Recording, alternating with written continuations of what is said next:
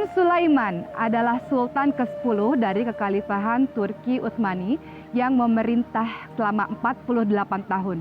Sultan yang sangat masyhur yang ketika Kekhalifahan Turki Utsmani berada di bawah kepemimpinan dirinya, wilayah Turki Utsmani menjadi sangat luas hingga ke Eropa, India, Samudra Hindia, Mediterania, sampai ke Afrika Utara. Sultan Sulaiman adalah sultan yang mengambil dasar-dasar hukum Islam yang kemudian dijadikan sebagai undang-undang kenegaraan, dan hal ini diterapkan selama 300 tahun lamanya. Dan Sultan Sulaiman adalah tokoh yang sangat berpengaruh di abad ke-16 di Eropa ketika itu. Sekarang saya sedang berada di kompleks Masjid Sulaimaniyah. Di belakang saya berdiri Masjid Sulaimaniyah yang sangat megah yang didirikan di tahun 1550 sampai 1558 oleh arsitek yang sangat masyhur bernama arsitek Sinan. Yang menarik dari masjid ini adalah tidak adanya pengeras suara, sebab arsitek Sinan mendesain dengan sangat hebat dan luar biasa. Beliau menanam 256 pasu atau pot di dalam dinding, sehingga dengan sendirinya suara yang dikeluarkan oleh imam dan muazin bisa membesar dan orang-orang dapat mendengar walau tanpa pengeras suara. Di kompleks ini tidak hanya ada masjid, tapi juga ada tempat-tempat lainnya seperti hospital, library, tempat pemandian, dan juga makam. Ada makam Sultan Sulaiman, istri, ibu, anak, dan keluarganya, serta orang-orang penting di zaman itu di tempat ini. Masihkah ada ruang untukku di tempatmu yang luas? Ku tahu aku banyak dosaku, masihkah ada lagi belas?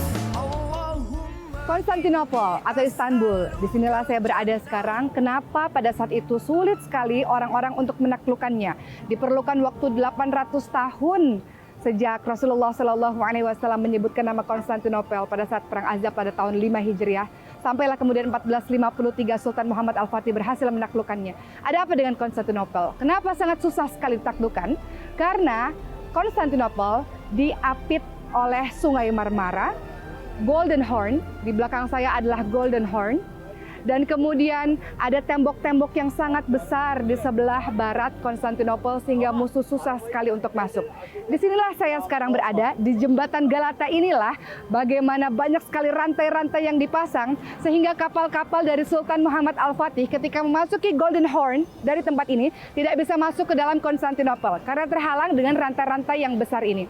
Sampai kemudian Sultan Muhammad Al-Fatih bersama pasukannya membawa sendiri 72 kapal di Bukit Galata di depan sana.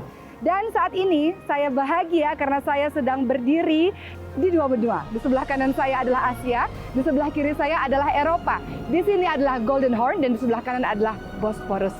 Saya akan melihat keadaan di sini dan saya akan meresapi bagaimana sejarah penyebaran Islam pada saat itu.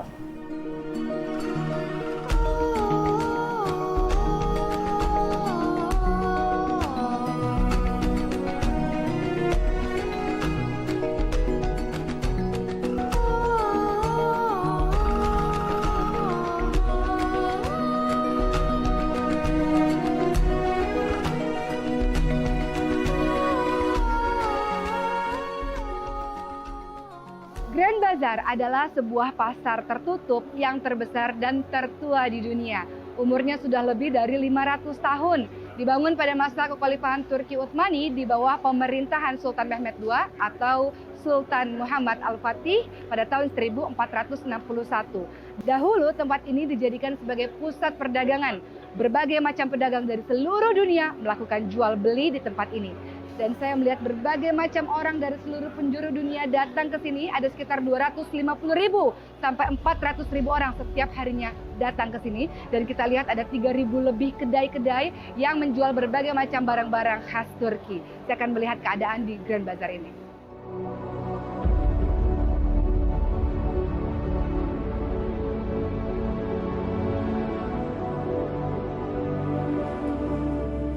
Masjid Muhammad Al-Fatih. Masjid ini terletak di distrik Al-Fatih. Masjid yang dibangun di tahun 1463 ini diperintahkan oleh Sultan Mehmed II atau Sultan Muhammad Al-Fatih 10 tahun setelah penaklukan Konstantinopel pada tahun 1453. Pembangunan masjid ini berlangsung selama 7 tahun. Sama seperti masjid-masjid Ottoman lainnya, bahwa di tempat ini tidak hanya sekedar masjid, tapi di kompleks ini juga ada dapur umum, hospital, madrasah, tempat berbagai macam orang untuk mempelajari agama, dan tentu saja pemakaman. Yang menarik dari tempat ini adalah di depan pintu masjid ada 4 wasiat dari Sultan Muhammad Al-Fatih dan setiap orang bisa membacanya. Wasiat yang pertama, setiap hari Jumat sebelum sholat Jumat harus ada 10 orang penghafal Quran membacakan ayat suci Al-Quran. Yang kedua, 20 orang selepas subuh harus membacakan ayat-ayat suci Al-Quran dan menghatamkan Al-Quran. Yang ketiga, 20 orang selepas subuh harus membacakan 70.000 kalimat-kalimat tauhid. Dan yang keempat, 10 orang lepas subuh harus membacakan 10.000 salawat kepada Nabi Muhammad SAW. Semua tulisan itu bisa kita baca di depan pintu masjid di belakang saya. Saya akan masuk ke dalamnya untuk melihat wasiat itu.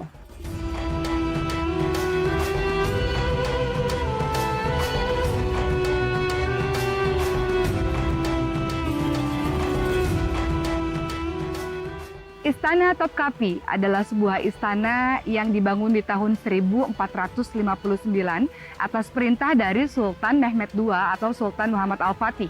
Istana Topkapi ini terletak di dekat Hagia Sophia dan Blue Mosque. Istana Topkapi ini dikelilingi oleh tembok-tembok besar sepanjang 5 km. Kalau Anda semua datang kemari, Anda semua bisa melihat berbagai macam bangunan milik wanita, bangunan-bangunan berupa dapur, dan yang menarik adalah bangunan milik Sultan sendiri. Karena di dalam bangunan milik Sultan terdapat barang-barang peninggalan Rasulullah SAW dan para sahabatnya. Kita bisa melihat berbagai macam barang peninggalan tersebut seperti pedang Rasulullah SAW, gigi, janggut, bahkan tapak kaki Rasulullah pada saat Rasulullah SAW Mi'raj. Kita juga bisa melihat tongkat dari Nabi Musa alaihissalam yang tongkat tersebut dahulu di zaman Fir'aun berubah menjadi ular. Kita bisa melihat sorban dari Nabi Yusuf alaihissalam, bajunya Fatimah Az-Zahra radhiyallahu anha, dan masih banyak lagi. Dan yang menarik, di tempat tersebut ada penghafal Al-Quran yang membacakan ayat suci Al-Quran 24 jam. Dan kebiasaan ini berlangsung sejak 400 tahun lamanya. Istana Topkapi ini sempat terbengkalai karena ada salah seorang sultan yang tidak tinggal di istana ini dan kemudian memilih tinggal di Dolmabahce Palace. Oleh karena itu, Istana Topkapi sempat tidak terurus. Namun di tahun 1923 sampai 1924, tempat ini kemudian berubah menjadi museum sampai hari ini.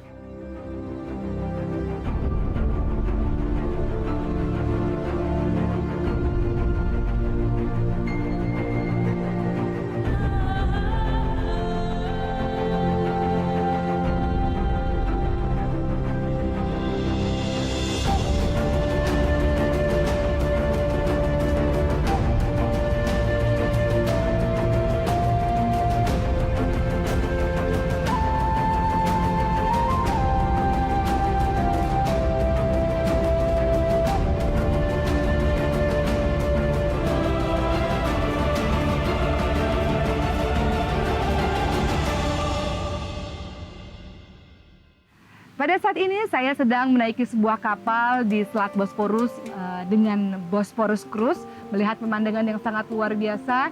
Saya bisa lihat Istana Topkapi di sini, Masjid Sulaiman, saya bisa lihat Istana Dolmabahce yang membagi Istanbul atau Turki menjadi dua benua, benua Asia dan benua Eropa.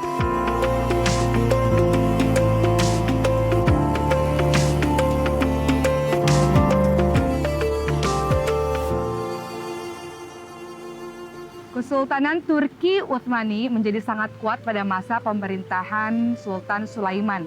Namun ketika Sultan Sulaiman wafat, maka perlahan-lahan Turki Utsmani pun mulai melemah. Apa penyebabnya? Terjadinya perebutan kekuasaan. Adanya pemimpin-pemimpin yang tidak pandai dalam mengurusi urusan masyarakatnya dan orang-orang yang tidak mau lagi berpegang kepada Al-Quran dan Sunnah. Puncaknya di tahun 1923. Khilafah berubah menjadi republik oleh Mustafa Kemal Atatürk. Beliau merupakan presiden pertama yang kemudian merubah sistem khilafah menjadi Republik. Dan apa yang terjadi berikutnya? Adzan-adzan di Konstantinopel atau di Istanbul ini berubah menjadi bahasa Turki. Sekolah-sekolah agama ditutup dan perempuan-perempuan dilarang untuk memakai tudung, dilarang untuk menutup auratnya, diganti dengan pakaian-pakaian yang biasa. Namun alhamdulillah Allah izinkan seorang presiden bernama Erdogan yang memimpin pada saat ini mengembalikan semua hal-hal tersebut. Setelah begitu banyak perjalanan saya lalui di Turki, terutama di Istanbul ini, kita bisa melihat ada banyak sekali pembelajaran. Ada Sultan Muhammad Al-Fatih yang mengajarkan kepada kita untuk bisa mendapatkan kesuksesan, kejayaan, tetap berpegang teguh kepada Al-Quran dan Sunnah. Sultan Muhammad Al-Fatih pun adalah orang yang tidak pernah meninggalkan sholat qiyamul lailnya atau sholat malamnya, tidak pernah meninggalkan sholat rawatibnya, senantiasa menjaga kedekatan dengan Allah Subhanahu wa Ta'ala. Kita bisa belajar lagi dari tokoh-tokoh yang lain, yaitu Abu Ayyub Al-Ansori, di mana di masa tuanya tetap terus ingin berjihad, hidup mulia atau mati syahid, begitulah semboyan di dalam hidupnya. Dan sampailah kita di penghujung acara. Tak terasa sudah begitu lama saya menemani Anda semua. Fabi ayyi ala'i rabbikuma tukadziban, maka nikmat Tuhanmu yang mana lagi yang kau dustakan. Dengan semua kenikmatan yang saya dapatkan selama di Turki ini, saya tentu harus mengucapkan banyak-banyak terima kasih kepada Allah Subhanahu wa Ta'ala dan kepada Andalusia Travels and Tours yang telah membawa saya ke sini. Untuk teman-teman yang ingin juga berziarah, yang ingin juga mengunjungi Turki, bisa menghubungi Andalusia Travels and Tours. Dan tentu saja terima kasih juga kepada Turkish Airlines yang telah membawa saya ke sini. Di episode-episode berikutnya saya akan menceritakan sejarah-sejarah Islam di negara-negara lain. Kita berhenti dulu sampai di sini. Jumpa lagi di episode selanjutnya. Saya Oki Setiana Dewi. Wabillahi taufiq wal hidayah. Wassalamualaikum warahmatullahi wabarakatuh.